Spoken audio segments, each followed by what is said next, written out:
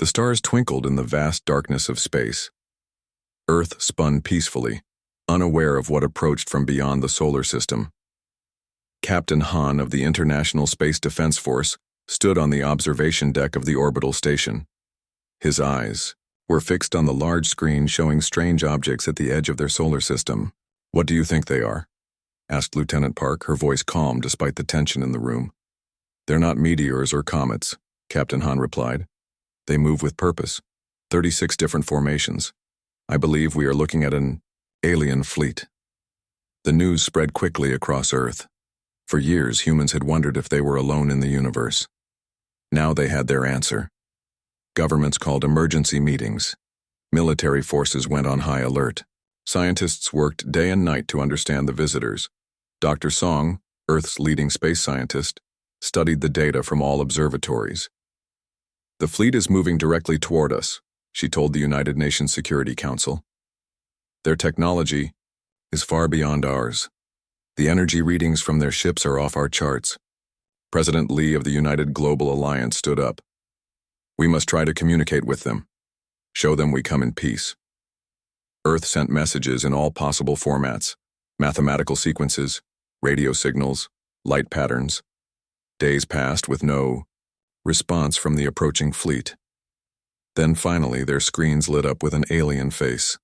The alien had gray skin, large black eyes, and no visible nose. "I am Commander In-Ho of the Galactic Council," it said in perfect English. "We have been watching your planet for centuries. The time has come to welcome you into our community, or to remove you." Captain Han didn't like the sound of that. "They learned our language by monitoring our broadcasts," he whispered to Lieutenant Park. "They've been studying us for a long time." The human leaders tried to be diplomatic. "We welcome peaceful contact," President Lee said. "Please approach through these designated safe corridors." He sent a map showing paths to Earth that avoided important satellites and space stations. Commander In-Ho smiled, but his eyes remained cold. "We will come as we please. Your technology is primitive compared to ours. You are in no position to give orders." The alien fleet ignored Earth's instructions. They powered forward, destroying several satellites in their path. Earth sent more urgent warnings, but the aliens dismissed them. Dr. Song worked frantically in her laboratory deep beneath the mountains. Project Sunlight, a secret defense system, was almost ready. She had designed it after discovering strange signals from space 10 years ago. No one had believed her warnings then. Now they gave her everything she needed. "The system creates bubbles of altered space-time," she explained to Captain Han and the military leaders. "We can remove objects from our reality without destroying them." General Kim looked doubtful. "Will it work against their advanced technology?" "Physics is physics, even for aliens," Dr. Song said. "But we need more time to test it." Time was running out. The alien fleet entered Earth's orbit. Their massive ships blocked out the sun in some areas, causing panic. Commander In-Ho made more demands each day. Earth must surrender all nuclear weapons. Earth must give them control of all rare minerals. Earth must accept Galactic Council rule. Captain Han watched from the space station as the alien ships moved into attack formation. "They're positioning to strike major cities," he reported. On Earth, Dr. Song activated the final connections in her system. "Project Sunlight is ready," she told President Lee. "But we've never tested it on this scale." President Lee closed his eyes briefly.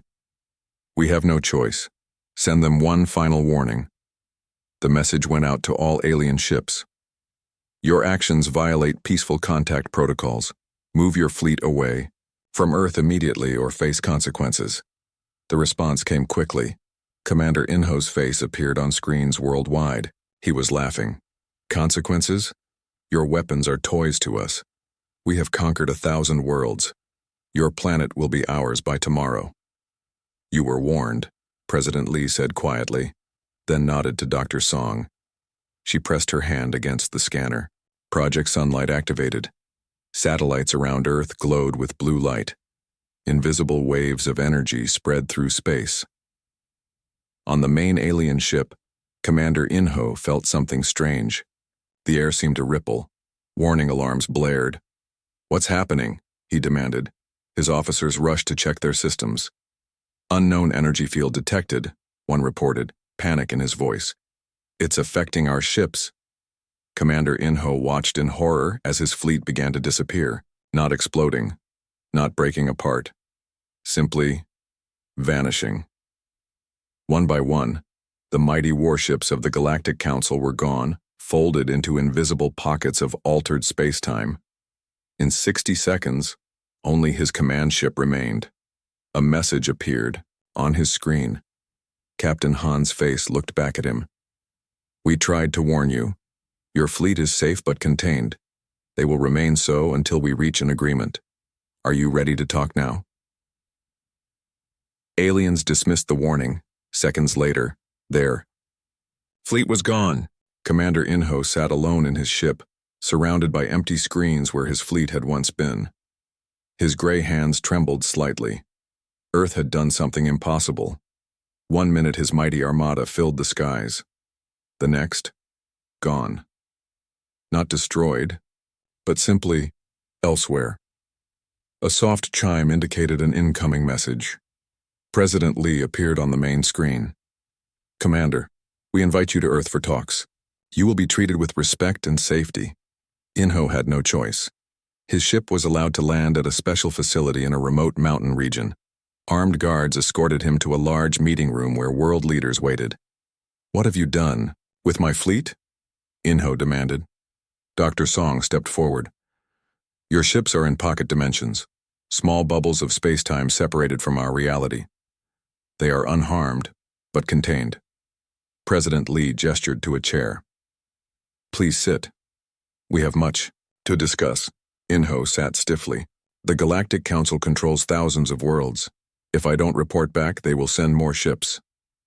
"Then we should make sure you have good news to report," said Captain Han, who had come down from the space station. For the next 3 days, human experts studied the alien and his technology.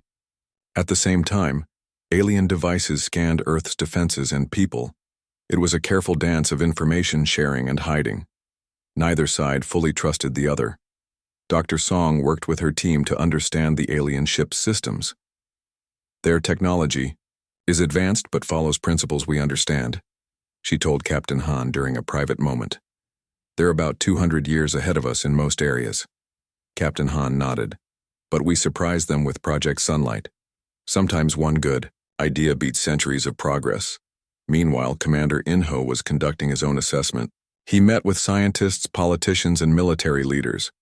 At first, he spoke with arrogance, certain that humans were primitive despite their one clever trick.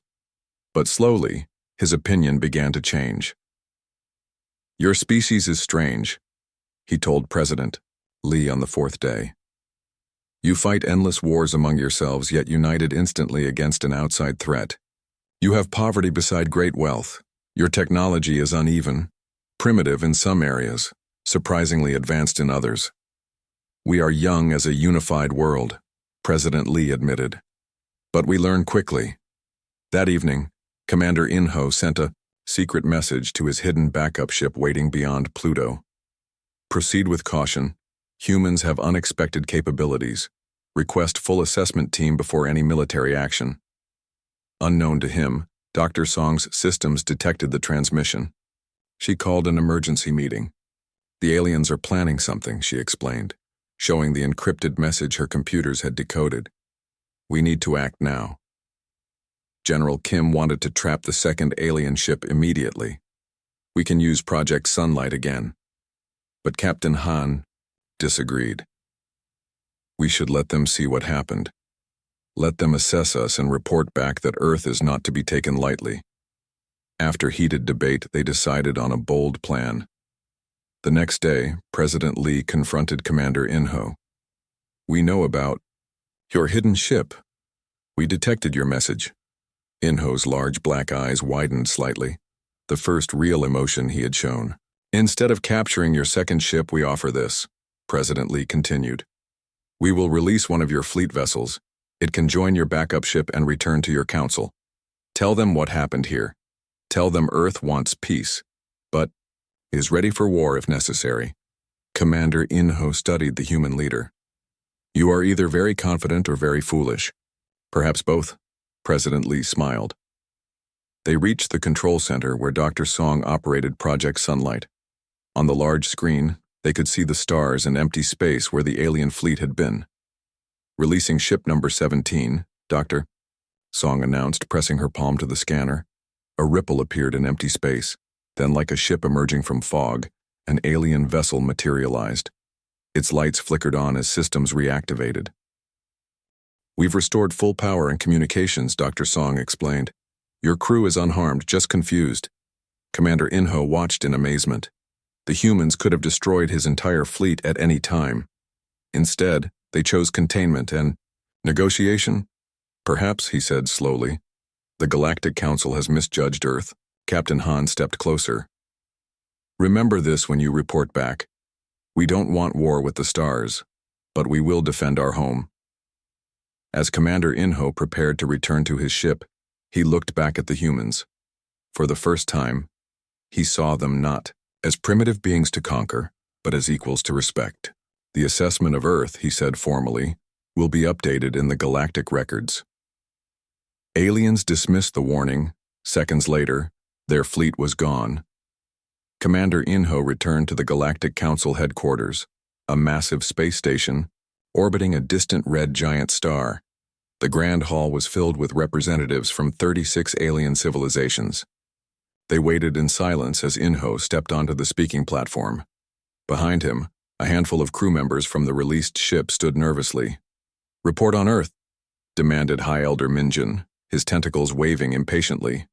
Why have you returned? With only one ship? Where is our fleet? Inho bowed his head. The humans have unusual capabilities. They trapped our ships in pocket dimensions of altered space-time. They released one vessel as a gesture of good faith. Murmurs filled the All-Elder Minjun's skin darkened with anger. Impossible.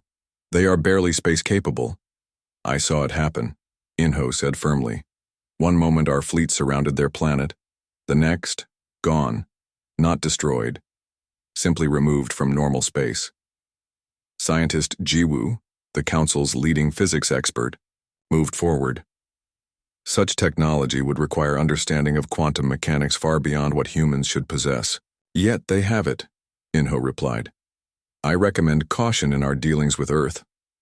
High Elder Minjin slammed his tentacle against the table. Nonsense.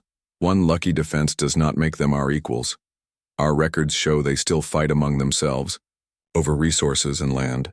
They cannot be as advanced as you claim. I was there, insisted one of the crew members who had been on the released ship.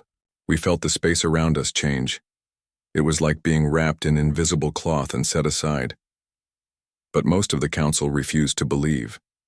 They had conquered thousands of worlds. Many civilizations had tried unusual defenses against them. All had failed eventually.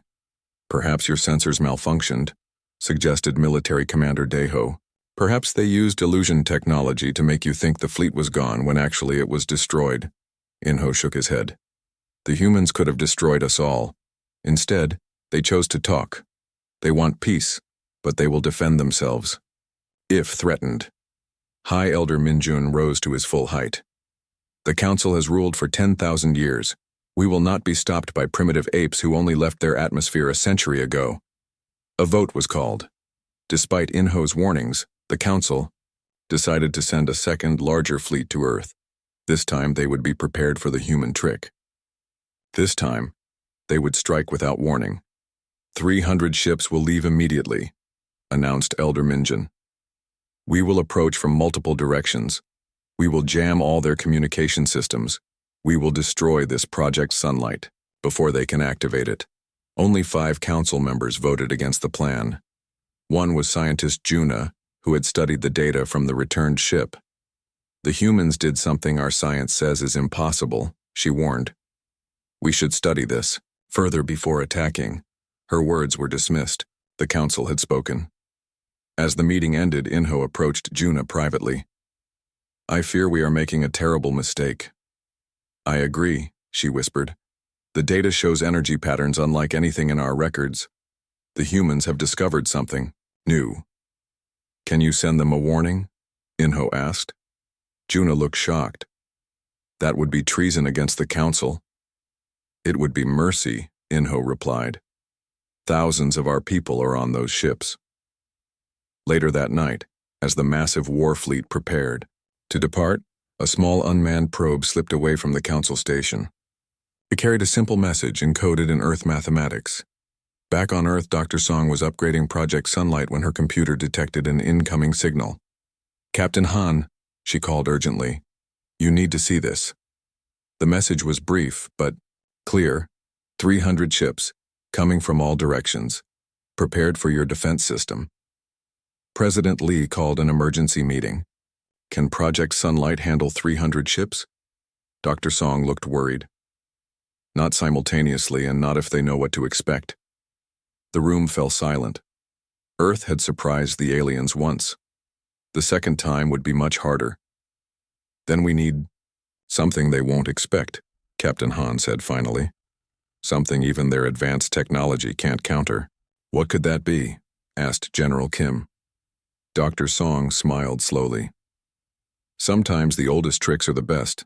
They expect high technology. What if we use something much simpler?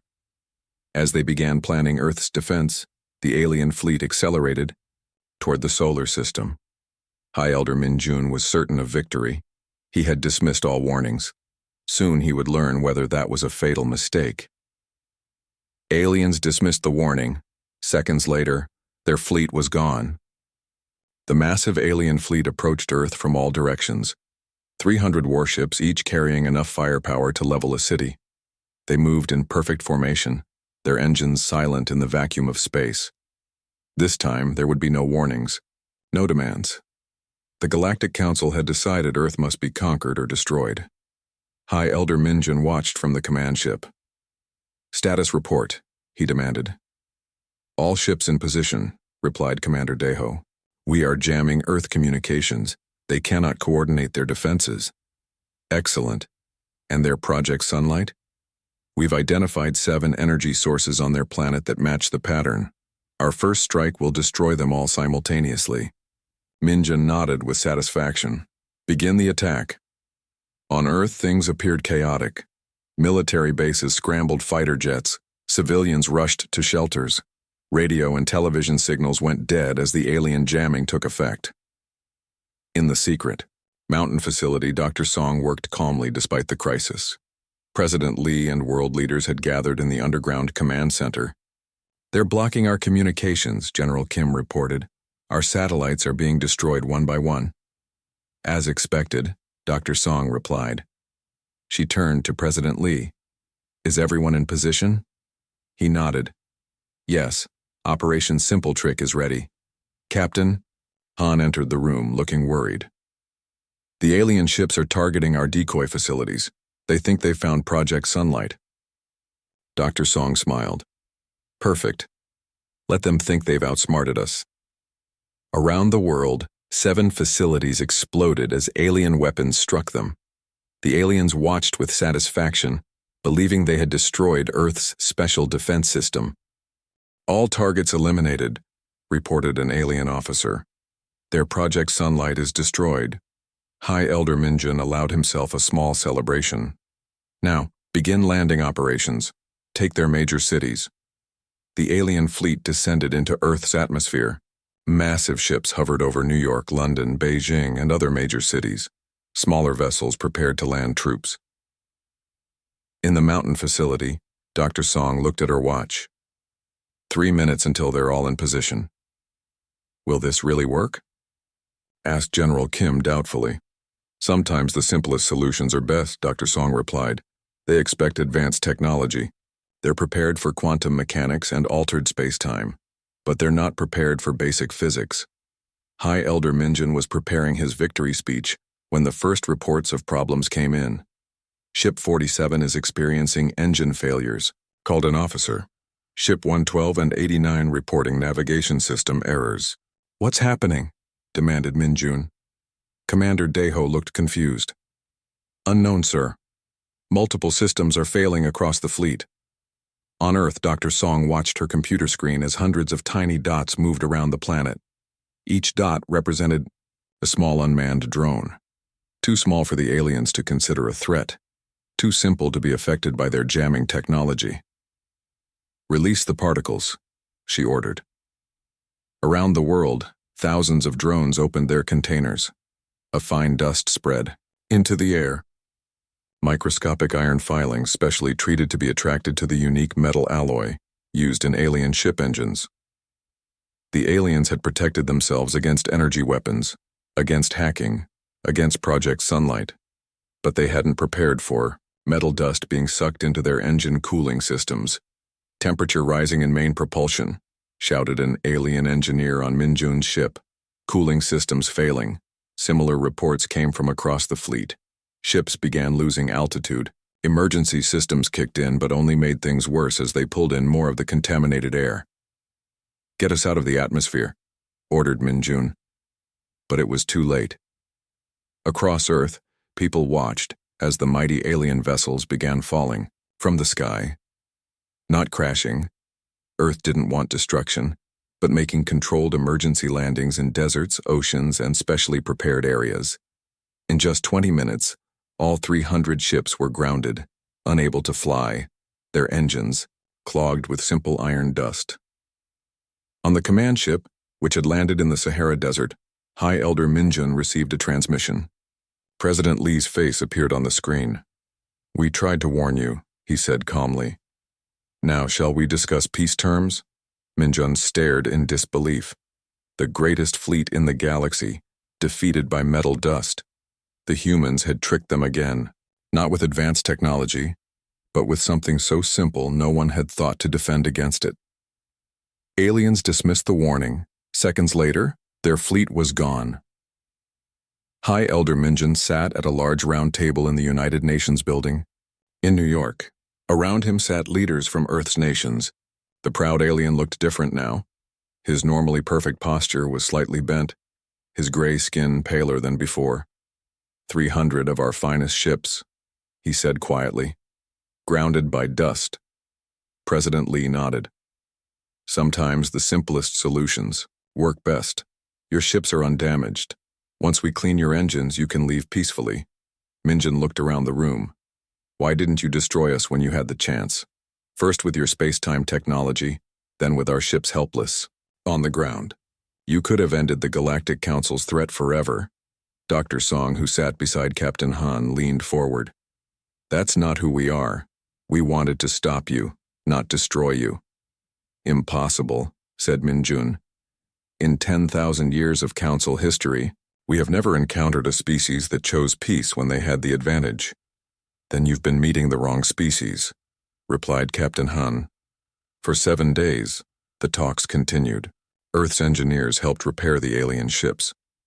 In return, the aliens shared knowledge about the galaxy and its many worlds.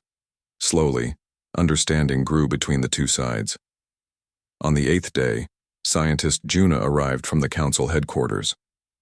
She had been sent to evaluate the situation. "I warned them not to underestimate you," she told Dr. Song as they toured a repair facility in Australia. Hundreds of humans and aliens worked side by side, fixing damaged engines. "Your warning saved lives," Dr. Song replied. "Without it, we might have had to use Project Sunlight again." Juna studied the human scientist carefully. "You could have built weapons instead. Why focus on containment rather than destruction?" Dr. Song watched as a human engineer showed an alien how to adapt Earth tools to fix their technology. "Because the universe is vast and dangerous. We'll need friends out there, not enemies." Back at the United Nations, High Elder Minjun finally made his decision. "The Galactic Council offers Earth membership as an equal partner," he announced. "Your unique approach to conflict resolution could benefit many worlds." President Lee smiled. "We accept, with conditions. Earth remains independent. No Council ships enter our solar system without permission. And we want to establish peaceful contact with all species in the galaxy." "Agreed," said Minjun. It was the first time in Council history that they had negotiated as equals with a newly discovered world. Later that evening, as the first repaired, alien ships prepared to leave Earth, Captain Han found High Elder Minjin watching the sunset from the roof of the UN building. "Beautiful, isn't it?" Han said. Minjin nodded. "We have seen 1,000 worlds, but few with skies like yours." "You'll always be welcome to visit," said Han. "Just call ahead next time." For the first time, Minjin laughed, a strange whistling sound. "The Council believed power came from advanced weapons and vast fleets. You showed us there is power in restraint and wisdom in mercy." As the alien ships rose into the evening sky, people around the world watched and waved. Children sat on parents' shoulders, pointing at the strange vessels that had come as conquerors but left as friends. In her laboratory, Dr. Song was already working on new projects. "We need to be ready," she told her team. "The galaxy is bigger than we imagined, with dangers and wonders we've yet to discover." Captain Han studied the star charts the aliens had provided. Thousands of worlds, countless species. "Do you think they'll all be as difficult to convince as the Council?" he asked. "Doctor?" Song smiled. "Probably. But we've shown that humanity's greatest strength isn't our technology. It's our humanity," Han finished. As the last alien ship disappeared into the stars, a new chapter began for Earth. The species that aliens had dismissed as primitive had proven to be something far more valuable, a civilization that understood that true power wasn't about destruction, but connection. The end.